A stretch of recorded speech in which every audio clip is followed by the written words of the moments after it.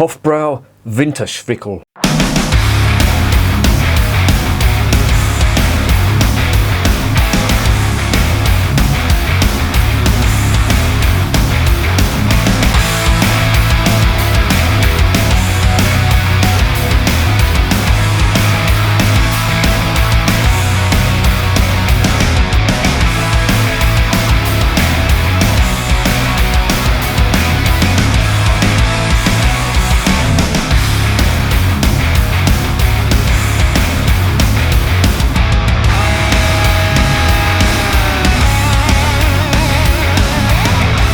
And remember, life is too short to be drinking shitty beer. Welcome to another edition of Bands, Bikes and Booze Reviews. I've got a bottle of this stuff here today, and it is the Hofbräu Winterzwickl, which is basically, from what I've read from the description, it is a dark Kellerbier, if you like. Now, Kellerbier is obviously beer that hasn't been, obviously, of course, I fucking hate people that use the word obviously, and I'm doing it now, but it's a beer that is unfiltered. It's basically how beer was served up during the initial brewing of beer in Germany, when it wasn't filtered, and you'd get all the sediment coming through, which would add to the flavour. And they've sort of kept up that tradition, which is pretty good. And of course, that was frowned upon in the United Kingdom. If you got a cloudy pint back in the sort of 70s or 80s, and even the 60s too, it would go straight back. Of course, that stigma has still sort of carried on now. If you get a cloudy pint in pubs now, it's usually handed back by cantankerous old gits. Not like me, I hasten to add. But that sort of legacy has stuck in the United Kingdom, but obviously in Belgium and Germany they absolutely love their cloudy beers, which I think is brilliant. Funny thing is though, cloudy cider, it's absolutely worshipped over here, so you know, as the Americans would say, go figure. Anyway, we've got a bottle of this stuff, and it's the Hofbräu Winterzwickl, as I just said. Hofbräu, of course, one of the best breweries in Germany, in my opinion. They are one of the giants of the Munich brewing giants, if you like, and they do some absolutely outstanding beer. I've tried quite a lot of their stuff, and it's beautiful. And I do recall, just now it's just come to me, I do recall tasting the Sommerzwickl, which was basically the same, but I'm assuming the Winterzwickl, as they called it, is a dark beer for the winter, and the Sommerzwickl is the lighter beer. But either way, I'm pretty sure that this is going to taste absolutely amazing. And they really do have a proper brewing heritage. I would go as far as to say they have not the best brewing heritage, but one of the best. And they're the reason, they're one of the pioneers of the brewing in Munich. They've got connections to the royal family and the site where they've brewed. It's what Burton-on-Trent is to the British, or the English I should say, when it comes to brewing. It's that much. The Hofbräuhaus really has got a reputation as being the epicentre of Munich brewing. It goes way back to the Vittelbachs, and if you look on the front of the bottle, it's got 1589, so they can trace the history back then. That's pretty unique. Now, this is a Winterzwickl, so that means it's a seasonal beer, and it's only available from the end of October up till the end, I think, the end of January. So I'm not sure. I'm probably, knowing my lazy ass, this is probably going to be put up too late, but Beers of Europe has still got it, and I'm sure that by the time this goes up, somewhere you will be able to find it. Now this would be January 2021. You know, if you're seeing this at a later date, then you may be able to get it, but it is a seasonal beer, so just remember that. But anyway, let's stop gassing and let's investigate this beer.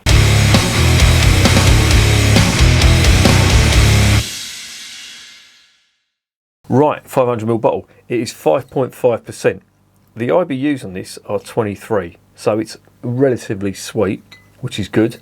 And it contains two interesting hops, which are the Hercules hop, which is a German hop, which is renowned for its peppery spice, and also some people get an orangey type flavour off it as well, which is good, you know, because a lot of British hops do have that character as well. So the Hercules hop does have quite a bit in common with some of the British hops flavour-wise, and the other hop they use is Perla, which again has spicy qualities to it, but I think what they've used it for in here is the bittering hop. So obviously that's been thrown into the boil at the very start. All the alpha acids have come out and it's given it its bittering qualities.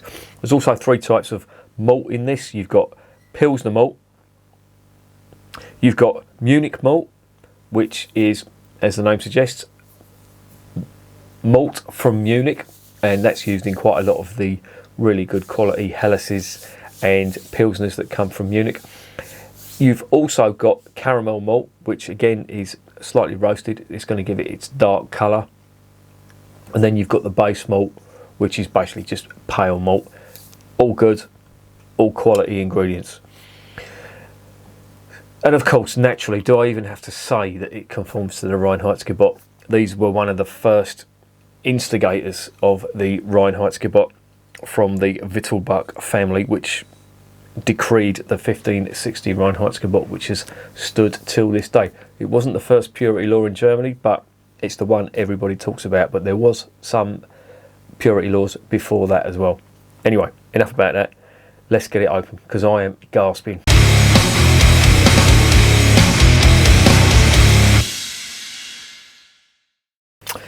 Right, get this one off. There's the cap. This is quite a well-known logo. This was made very popular in America by the American GIs who occupied Bavaria during, well, at the end of the Second World War, and they brought a load of the merchandise back to America. And Hofbräu is quite popular in America now. Well, it's popular all over the world, but America, they really did make a big thing of it. From the GIs bringing their stuff back from Germany during the occupation. They were like little magpies, them GIs. They would bring back souvenirs, and it was illegal for British soldiers to do that. They weren't allowed to bring back any medals or weapons or anything. Obviously not weapons, but anything they'd taken off the enemy, like badges, insignia, wasn't allowed. The Americans positively encouraged it. They had their own postal system. That's why you do get a lot of militaria residing in the United States. Anyway, I'm not going to bore you with that. Let's get on to the beer. That looks absolutely amazing. That is a 2-finger, proper foamy off-white head. That is a dark colour, dark chestnut brown colour. Oh, it smells absolutely gorgeous. Very nutty.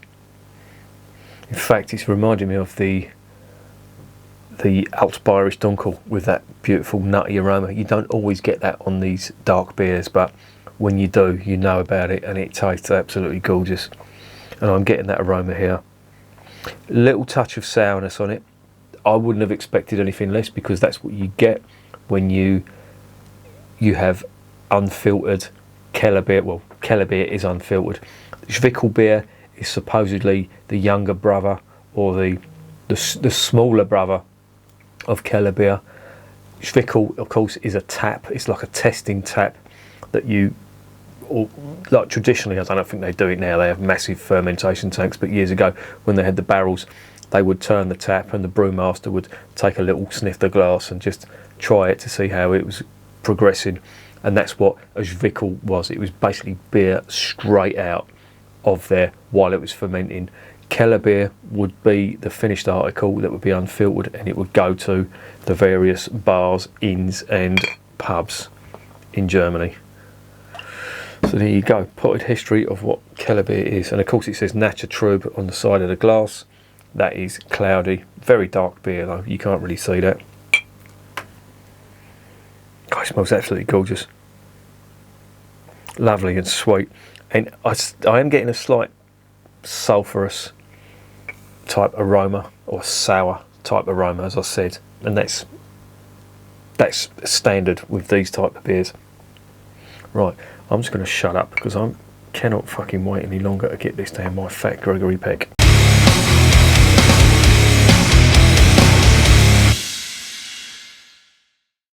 Prost, as they say in Germany.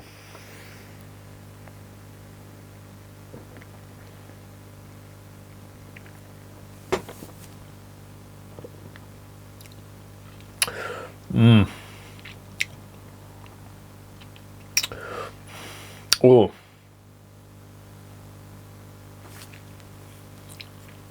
That's interesting. The IBUs on this are 23, but it has a lovely bitter finish, a lovely sour and bitter finish.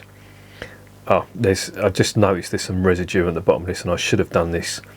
I should have got the whole lot in there. I'm probably missing out. Let me dive in again. Zum Wohl.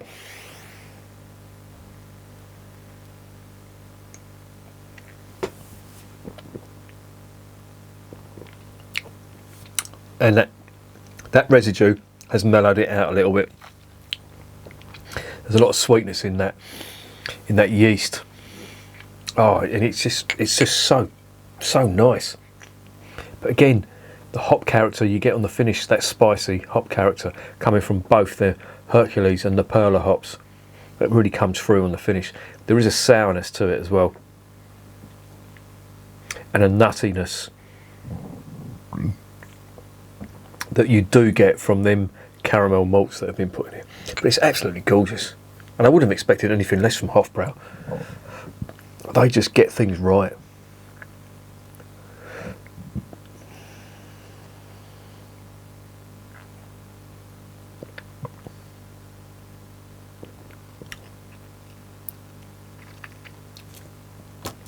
That is lovely. That is gorgeous. Moorish, very refreshing. That is at about the right temperature, because this is a winter beer. Obviously it's not too cold. That is about just over cellar temperature, I'd say, and I'm getting all them lovely flavours and the aromas as well. But it just tastes so good, it really does. In fact, you know, if you was a British bitter drinker, an ardent British ale fan, you know, even if you was just like, you know, your average John Smith's fan, I'd say, you know, if you was in Germany, I'd say, you know, try some of this stuff if it was available. You're going to love it. And honestly, if they didn't like that, well, they're drinking John Smith's anyway. I'm inventing these scenarios in my head of your average British beer drinker. But you do get people like that who are just adamant. I've got a mate who'll drink nothing else but Foster's, and he'll turn his nose up at German lager, and you know, who am I to argue with him? That's what he likes, you know. So I'm saying this, but yeah, comparing this to John Smith's, for fuck's sake, what's the matter with me?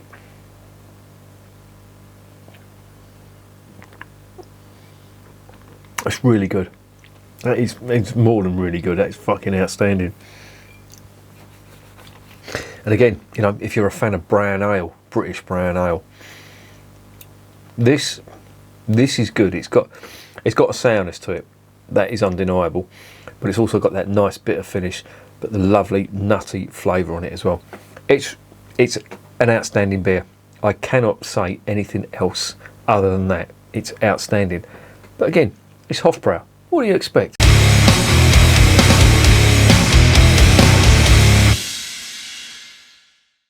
What is the verdict on Hofbräu Winterzwickl? Yeah, it's absolutely superb. It's a seasonal beer, and it's a real shame because you can't get this all year round. But I've said it in a few other videos as well. I always prefer German dark beer to the lighter beer. Now, don't get me wrong, the light beer is absolutely fantastic. But when it comes to flavour, I just prefer the dark beer. There is more flavour. It's more interesting. Now, as a session beer, some people may not be their thing. I can drink either. I could drink Paulaner all night and have done, and I can drink these dark beers all night from Germany. And to be honest, the darker beers, you know, you sort of tend to get more out of them, in my opinion. There's certainly more flavour, and this is no exception. It's a really good one. I would probably say, now I've got rack me brain here, I've tried a few others recently, dark Kellerbier, Zwickel beer. I'm going to put the two in the same category because they are identical. I'm going to say that's probably the best dark Kellerbier I've tried, and I don't think it's going to be bettered. Who could better that from the Hofbräu, one of the best brewers in, I wouldn't say just in Germany, in the world. I would say their beers are just outstanding. That for me is 10 out of 10. And I know this is probably my fault. I'm putting it up a bit too late for you to be able to get hold of some, which is a real shame, because I've literally only just got it a couple of days ago, and it is now, what is it? It's the second week. No, it's the first week in January. It's the 9th of January. I'm not going to work it out. I'll just tell you the date. It's now the 9th of January. They stopped brewing this at the end of January, but I'm sure, as I said before earlier in the video, there's going to be like an overhang of batches that you may be able to get. Beers Europe are doing it now as well. Again, this is going to be late, but get your ass on Beers of Europe and buy up as much German beer as you can, because when Brexit kicks in, there's going to be taxes getting beer from Europe, and that's going to be a real shame. With all that goes through that, you know, with us leaving the European Union, I think, you know, Europe, I was just about to say foreign beer, bloody foreign beer, but European beer is going to be a hell of a lot more expensive with all the added duty on, but which is a real shame, you know. But all I'm going to say is fill your boots now while you can. But that for me is 10 out of 10. It's definitely recommended if you can get hold of it, or you see it available on any online retailer. Fucking fill your boots. You have to. It's a fantastic beer. It's from Hofbräu. What do you expect?